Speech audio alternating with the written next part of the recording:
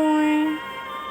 Our Lord Sri Aurobindo says, one day and all the half dead is done.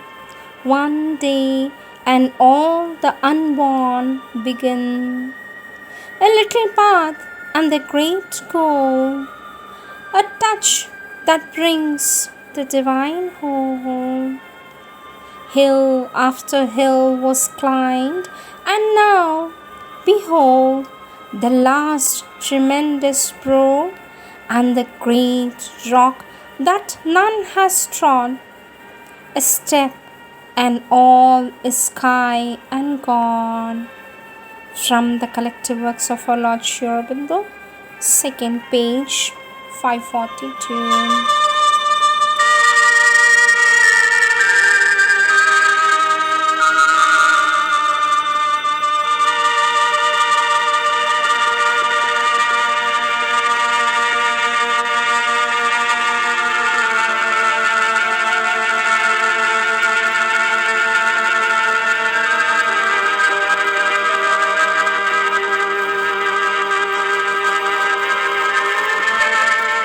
Question. I am trying to sit in concentration in Mumbai, but I am unable to do anything except offering pranams to the Divine Mother. Am I proceeding correctly? Was a question posted to our Lord. Our Lord has given a reply for that. Write to him that he is doing quite right. While making the pranam, he should aspire to be open to the Mother's influence and her workings in him, and to become conscious of her workings. From Collective Works 32, Volume 32, page 566. Words of our Divine Mother. Topic: Darshan days. Our Divine Mother says, in the days when Sri Aurobindo used to give darshan, before he gave it there always a concentration of certain forces or of a certain realization which we wanted to give to people. And so darshan marked a stage forward. Each time something was added. But that was a time when the number of visitors were very limited. It was organized in another way. It was part of the necessary preparation.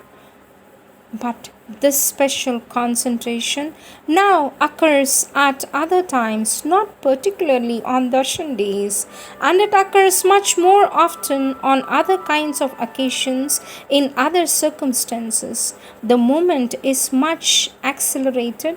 The march forward, the stages succeed each other more rapidly, and perhaps it is more difficult to follow.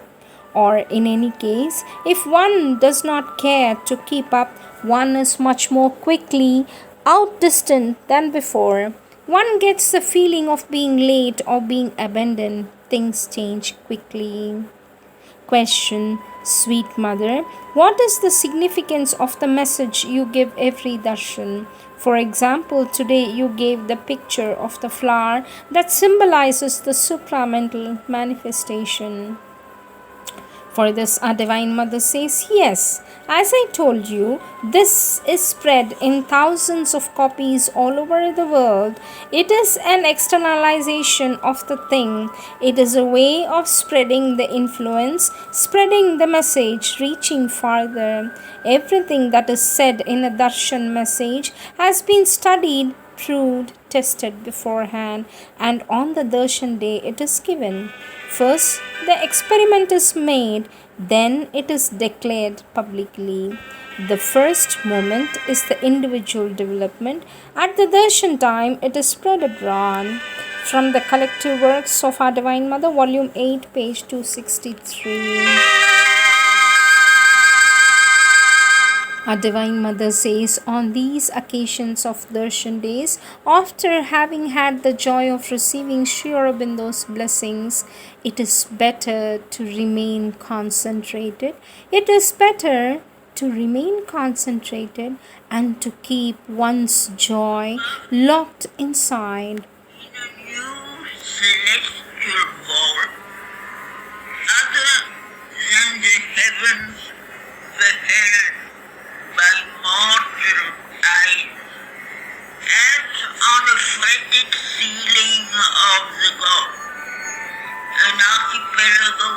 of laughter and fun. Swam stars apart in a rippled sea of sky. Our Divine Mother says, on these occasions of Darshan days, after having had the joy of receiving Sri Aurobindo's blessings, it is better to remain concentrated. It is better to remain concentrated and to keep one's joy locked inside oneself rather than to throw it out by mixing and talking with others. The experiences we talk about evaporate and we lose the benefit that could have brought us here. From the Collective Works 18 is a volume, page 86. Question, Sweet Mother, how should I prepare myself for the April 24th darshan? For this, our Divine Mother says, look attentively into yourself. Look attentively into yourself to find out what for you is the most important thing. Let me repeat. Our Divine Mother says, look attentively into yourself to find out what for you is the most important thing, the thing you feel that you couldn't do without. It is an interesting discovery. It is an interesting discovery. From volume 16, page 334. Question, Sweet Mother, how should one spend the darshan day, December 5th and 9th, and on one's birthday? For this, our Divine Mother says, in search of a knowledge truer than ordinary knowledge. The 5th and the 9th of December in understanding what death is. The birthday in finding out the purpose of life. From volume 16, page 415.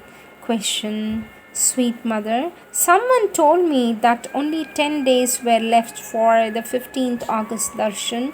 I replied that every day should be considered as the 15th. For this, our Divine Mother says, this is the right attitude. Every day should be regarded as a day when a descent may take place or a contact established with a higher consciousness. Then the 15th itself would be more successful. As to the 15th of August, well, don't lay too much stress on it, which is after all a general than a personal occasion. For the individual, any day in the year may be the 15th. That is the birthday of something in the inner being. It is with that feeling that one should do the sadhana. From the Collective Works of our Lord Sri Aurobindo, volume 35, page 523. Our Lord Sri Aurobindo says, it very often happens that when the darshan day is approaching, the adverse forces gather themselves for an attack individually or generally in order to prevent what has to be individually received from being received and what has to be generally brought down from being brought down. Also, very often, there is a strong attack after the darshan day because they want to undo what has been done or else to stop it from going further.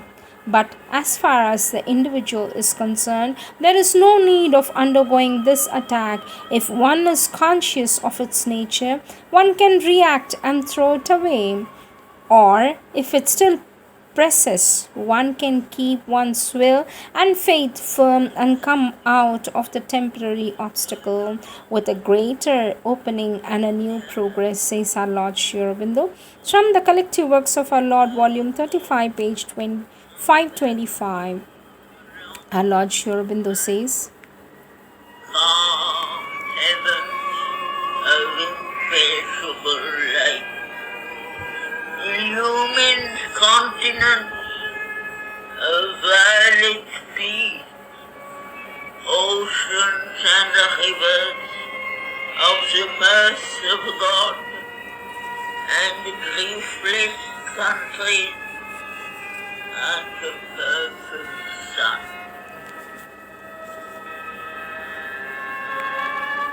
Our Lord Sri Aurobindo says the best way for darshan is to keep oneself very collected and quiet and to open to receive whatever the Divine Mother gives. From volume 32, page 569. Next topic, a New Year meditation. Our Divine Mother says, every moment, all the unforeseen, the unexpected, the unknown is before us. Every moment, the universe is created anew in its entirety and in every one of its parts. And if we had truly a living faith, if we had the absolute certitude of Thy omnipotence and Thy sole reality, Thy manifestation could at each moment become so evident that the whole universe would be transformed by it. But we are so enslaved to everything that is around us and has gone before us. We are so influenced by the whole totality of manifested things, and our faith is so weak that we are yet unable to serve as intermediaries for the great miracle of transfiguration. Our Divine Mother says, but Lord, I know that it will come one day. I know that a day will come when Thou will transform all those who come to us. Thou will transform them so radically that liberated completely from the bonds of the past, they will begin to live in Thee an entirely new life, a life made solely of Thee, with Thee as its sovereign Lord. And in this way, all anxieties will be transformed into serenity, all anguish into peace, all doubts into certainties, all ugliness into harmony, all egoism into self giving, all darkness into life, and all suffering into immutable happiness. Our Divine Mother says, but art thou not already performing this beautiful miracle? I see it flowering everywhere around us, my Lord. O divine law of beauty and love, supreme liberator, there is no obstacle to Thy power. Only our own blindness deprives us of the comforting sight of Thy constant victory. My heart sings a hymn of gladness, and my thought is illumined with joy. Thy transcendent and marvelous love is the sovereign master of the world. From the collective works of our Divine Mother, Volume 1, page 54.